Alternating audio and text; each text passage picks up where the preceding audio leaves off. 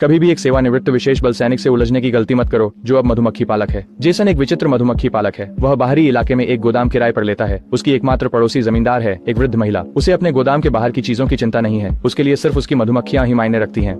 मालकिन भी अकेली रहती है। वह जैसन का अच्छी तरह से ख्याल रखती है और जैसन ने उन्हें पहले ही परिवार जैसा मान लिया है।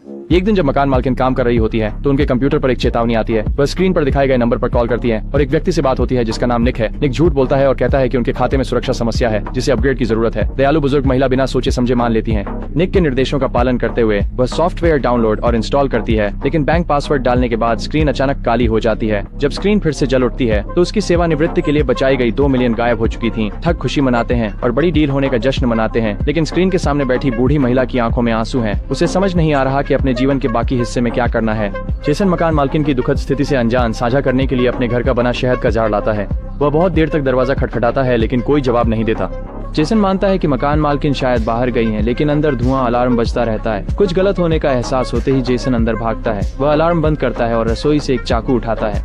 वह धीरे धीरे मकान मालकिन के बेडरूम की ओर बढ़ता है। जब वह दरवाजे के पास पहुंचता है तो उसे फर्श पर एक पिस्तौल दिखाई देती है। अचानक एक महिला पुलिस वाला पीछे से प्रकट होती है। अब तक मकान मालकिन ने खुद अपनी जान ले ली है। जेसन को उसकी पोती लिसा द्वारा हत्यारा समझा जाता है और उसे गिरफ्तार कर लिया जाता है। सौभाग्य से इसके कुछ समय बाद लिसा मकान मालकिन के कंप्यूटर की जांच करती है।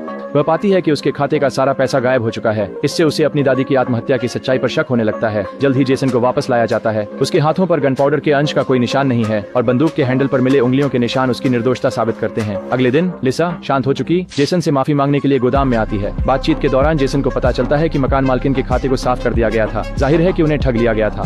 जेसन भौहें चढ़ाकर पूछता है कि क्या लिजा जानती है कि इसके पीछे कौन था। उनके पास जो सुराग हैं उनसे बस यही पता चलता है कि यह एक पेशेवर ऑनलाइन ठग गिरोह है। भले ही वे उन्हें पकड़ लें, ठग बस यही कहेंगे कि बूढ़ी महिला ने स्वेच्छा से पैसा दिया था, जिससे उन्हें दोषी ठहराना मुश्किल हो जाएगा।